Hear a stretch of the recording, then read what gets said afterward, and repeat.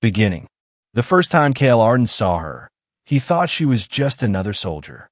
He was an engineer, a lowly one, assigned to the remote mining station Rex 7, a lifeless asteroid orbiting the gas giant Typhon 9. His days were consumed by fixing broken reactors, patching life support conduits, and calming panicked technicians who thought a minor hull breach was the end of civilization. He had no ambition beyond staying alive and unnoticed. Fame, fortune, or glory weren't on his agenda. Then she fell from the sky. Literally. The debris storm from a failed hyperdrive tear left the orbiting patrol crippled. Among the twisted shards of metal and smoke, Cale saw her, clad in battle armor that shimmered like liquid metal. Her ship had exploded mid-descent, yet somehow she survived. One leg bent at an impossible angle, a plasma burn streaked across her shoulder, and her helmet visor was cracked. Cale ran.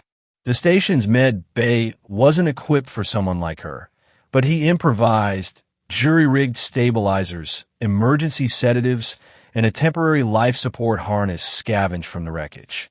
"Hold still," he said, gripping her arm as she struggled.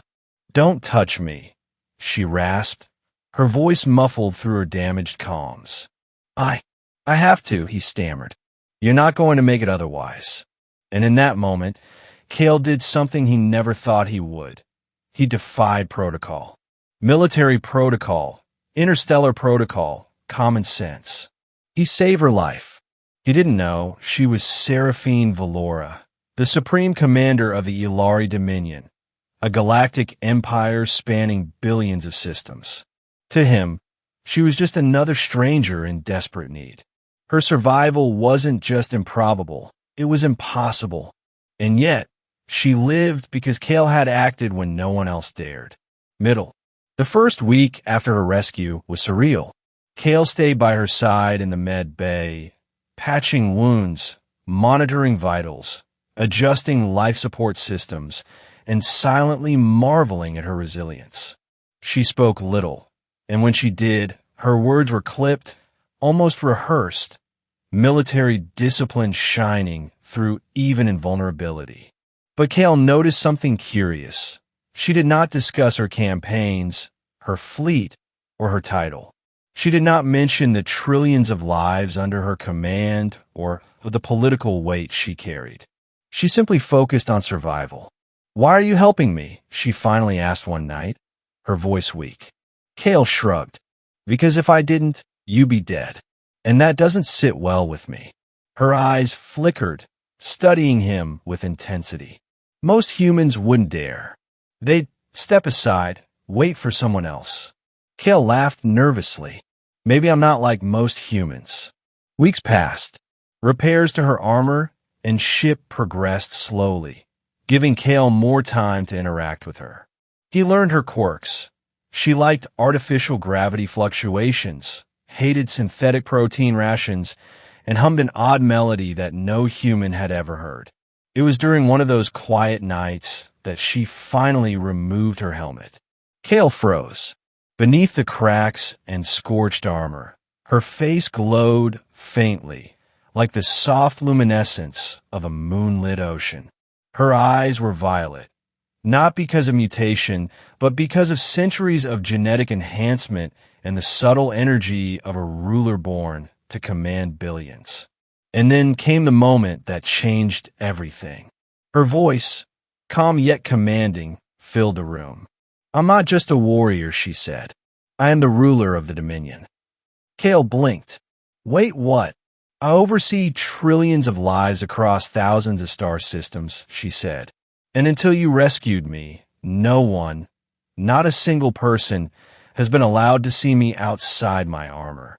His mind reeled. He wasn't a diplomat, a soldier, or even a politician. He was an engineer from a backwater station who fixed broken reactors and welded leaky conduits.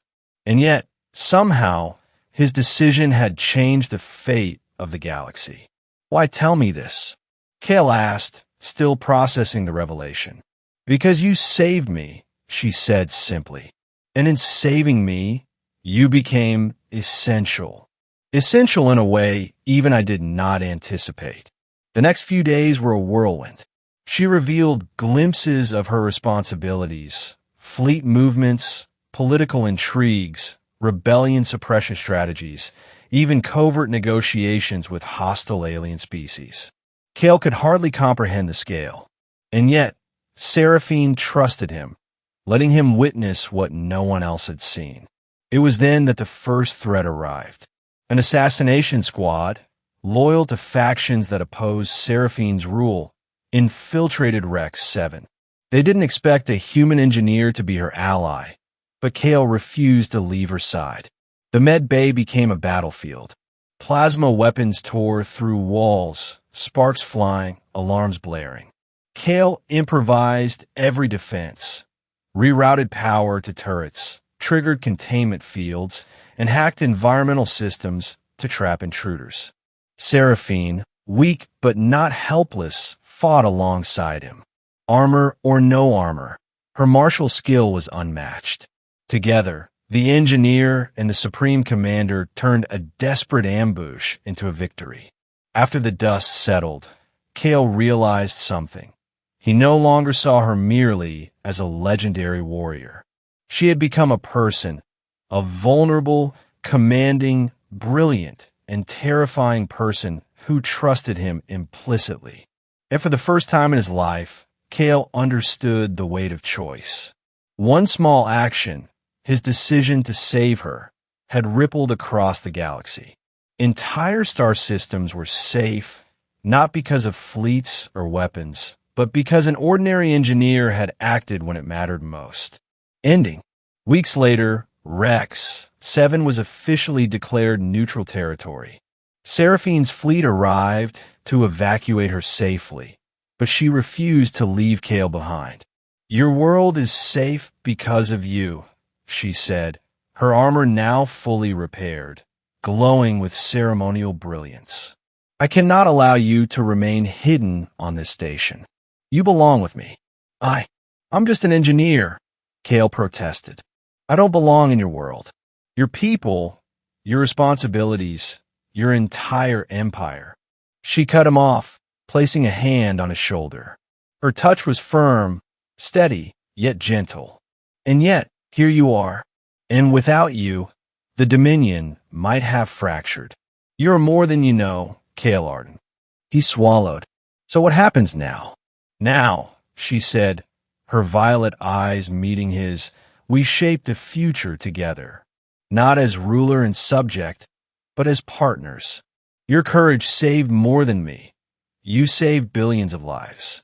And that makes you extraordinary." Kale felt a warmth he had never known. Ordinary no longer described him. Survival, courage, loyalty, they had defined him, and now the galaxy would remember him. As they boarded the flagship together, leaving Rex 7 behind, Kale looked back at the station where everything had begun. He thought of the reactor leaks, the broken life support systems, the endless corridors he had walked 1,000 times. And he smiled, because one ordinary engineer had done the impossible, saved a legend, changed the fate of the galaxy, and discovered that ordinary courage could birth extraordinary destiny. Seraphine's hand found his. Their fingers intertwined, a silent acknowledgement of trust, partnership, and a bond forged in fire, battle, and chance. And as the stars stretched before them, Kale realized the truth of it. Sometimes heroes aren't born.